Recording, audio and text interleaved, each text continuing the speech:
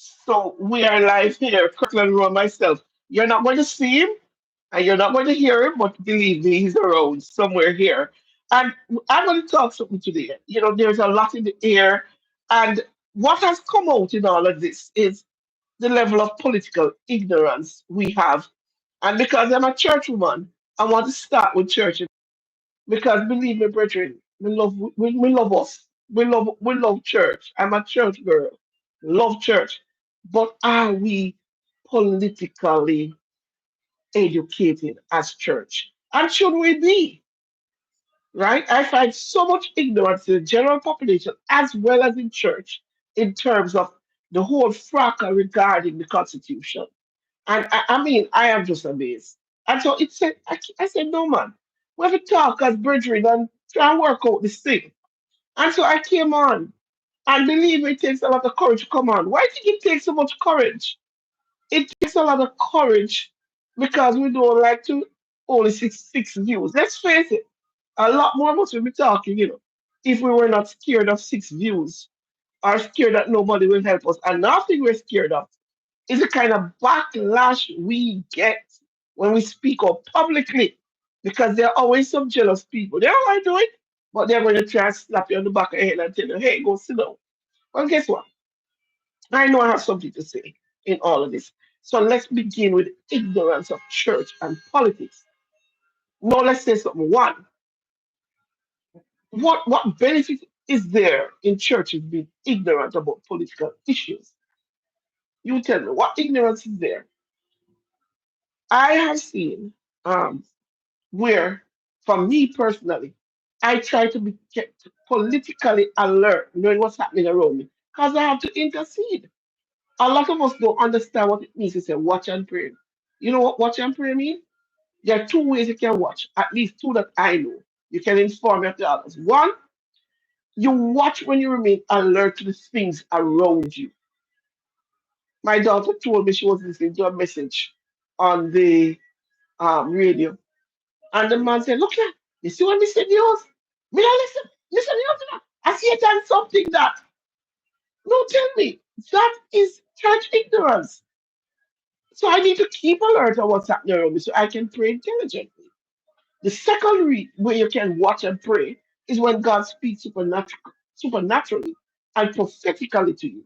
I believe that both are relevant. So for those reasons, I need this. Church also need to remember that we need to be leaders in our society too. We're going to discuss it in our time. Because church and politics cannot be divorced. It cannot be two totally separate entities. So let's begin with some level of political education that the church needs. And here, there's somebody I want to commend in this brief live that I'm doing. It's a lady called Auntie Jen. I really love Auntie Jen. Auntie Jen may I big you up big time because this is a lady who teaches the Bible.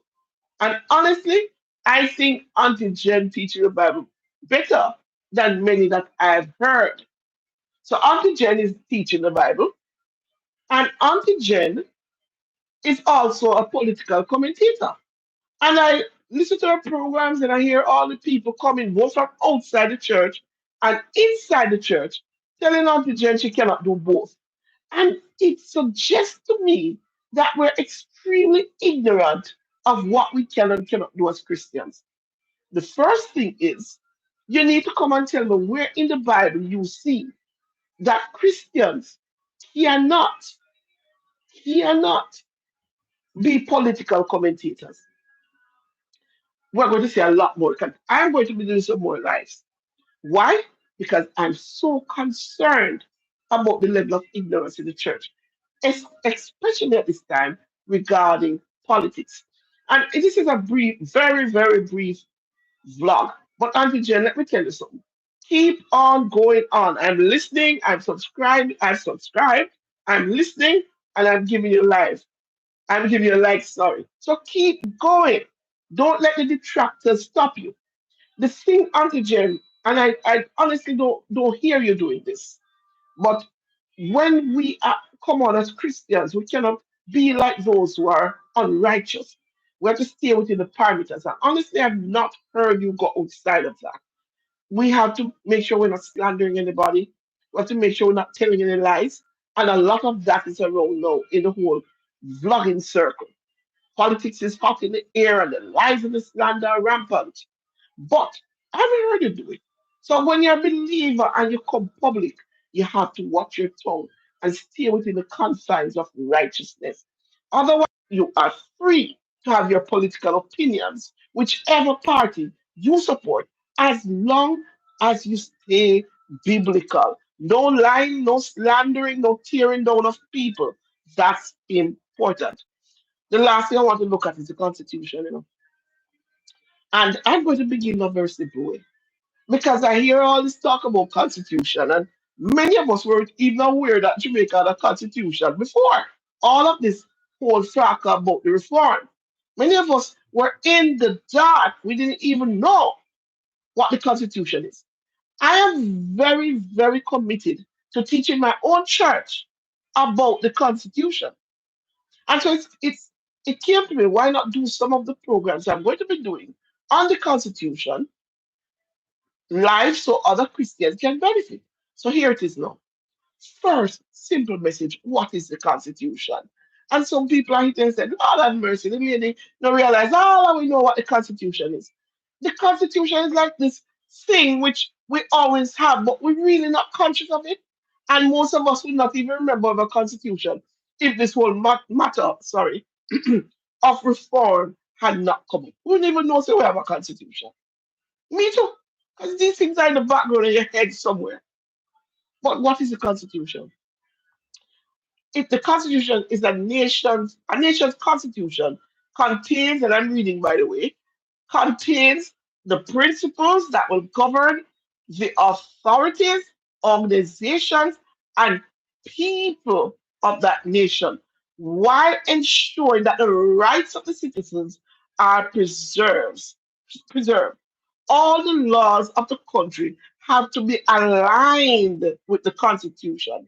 It is like the Bible in quotes, for governing the nation. That means just like how we as Christians, we cannot go outside the Bible. Likewise, in governing nation, developing laws, and in preserving our rights, they cannot go outside of the Constitution. They must remain within the Constitution. So if you're going to bring somebody to court and you don't have any law and the constitutional right to bring them to court, you really lose before you go there. Save your money, right? It has to be aligned. Whichever law you're going to use to bring the person to court must be aligned with the Constitution. It's like the final document that governs us and preserves our rights. Now, in terms of the amendments to the Constitution, um, excuse me, then there's a document I saw from the National Library and of Jamaica, National Library of Jamaica, and it summarizes some nice in a nice way. In fact, there are a number of summaries online, and this article basically says that the Constitution discusses within itself how to amend it. And the only thing I'm going to say about that today, because I want this to be an ongoing discussion, the only thing I'm going to say about it today is that there are three main, what would you say? Three main levels of amendment. One is pretty simple. And this first level is, let me see, because I'm going to read that so I don't make any error. The first level is when there's no great fundamental principle involved. It can be changed by a majority of the members of both houses. That is the Senate and the Parliament, the MPs, the Parliament, by a simple majority. So I'll give you an instance in which it was used. When they wanted to change the voting age from 21 to 18, this level of amendment was used. And, excuse me again, sorry about that, it was perfectly acceptable. Both parties agreed that everything went smoothly. But there are other levels. There is entrenched, there are some things that are entrenched, And there's some things that are very entrenched. So you have two other levels, and we'll be discussing those two other levels as we go along. And you have to understand all these levels. I also want you, excuse me a minute, where's my phone? They're ringing and I don't even know where I put it. That's my health check, my 12 o'clock or 12:30 health check. So we now need to look at these things. And I'm going to take this whole constitutional discussion from a totally different aspect. I want it to be educational. I'm going to close now. And the bombshell I am going to drop for you right now, that most of you don't know, is that some nations don't have any constitution at all. Let me name two. I can double check me on this because a dialogue we're having. One is Israel, and another one is Britain. In such cases, this parliament, which becomes the supreme, po- actually the supreme position that our constitution acts. Two countries who do have a written constitution, Jamaica and the United States. We're going to educate ourselves. Church and non-church people, let us learn together. Thank you so much for listening.